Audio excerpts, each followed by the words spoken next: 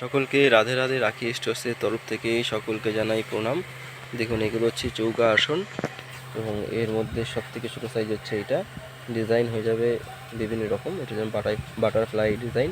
এর মধ্যে কালারও হবে তিনটে, লাল, হলুদ এবং রানী কালার। দেখুন এটা হচ্ছে ঘর ডিজাইন, এটা হলুদের মধ্যে, এটা হচ্ছে লালের মধ্যে, সব আলাদা আলাদা ডিজাইন থাকবে, সব আলাদা আলাদা ডিজাইন, লাল, হলুদ আর রানী তিনটে কালার। এগুলোর মধ্যে সেম এক সাইজ বড়, এর মধ্যেও লাল, হলুদ এবং রানী কালার তিনটা থাকবে অ্যাভেলেবেল।